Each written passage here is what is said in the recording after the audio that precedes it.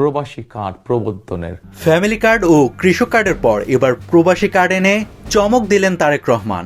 আগামী 2 মাসের মধ্যে প্রবাসী নাগরিকদের হাতে এই কার্ড চালু হবে। এই কার্ড হাতে পেলে প্রবাসীরা নিজেরাই সহজ উপায়ে রেমিটেন্স পাঠাতে পারবেন দেশে, সাথে থাকছে আরো এক গাদা আর্থিক সুবিধা। তাছাড়া এই কার্ডটাই প্রবাসীদের জন্য পাসপোর্টের মতো কাজ করবে। চলুন আপনাদের জানাই এই প্রবাসী কার্ডটা মূলত কি, তাছাড়া কি কি সুবিধা থাকছে এই কার্ডে, আর কারাই বা পাবেন এই কার্ডটি।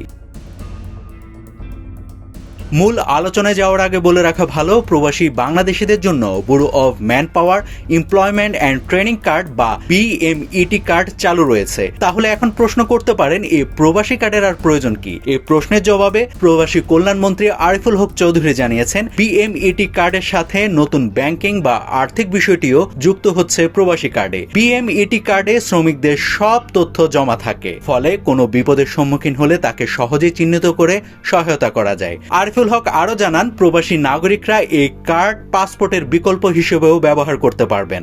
যে কোনো সময় যে কেউ তার সম্পর্কে জানতে চাইলে একটা QR কোড থাকবে, সেটি স্ক্যান করলে প্রবাসী নাগরিকদের বিস্তারিত দেখা যাবে এবং এই কার্ড মোবাইলের মাধ্যমেও ব্যবহার করা যাবে। কার্ডধারীকে কার্ডটি সাথে না রাখলেও চলবে।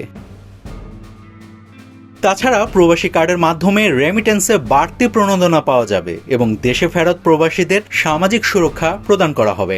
যার কাছে এই প্রবাসী কার্ডে যে ব্যাংকিং সিস্টেম যুক্ত থাকবে তাতে ডুয়েল কারেন্সি কার্ডের সিস্টেম ব্যবহার করা যাবে। সেক্ষেত্রে তিনি যে দেশে থাকবে সে দেশের মুদ্রায় তিনি খরচ করতে পারবেন এবং একই সাথে তিনি বাংলাদেশি টাকায়ও খরচ করতে পারবেন। কোনো প্রবাসী যদি তার কার্ড দিয়ে অনলাইন পেমেন্টের মাধ্যমে ওই দেশ থেকে তার পরিবারকে কিছু কিনে দিতে চান, সেটিও এই প্রবাসী কার্ডের মাধ্যমে তিনি করতে পারবেন।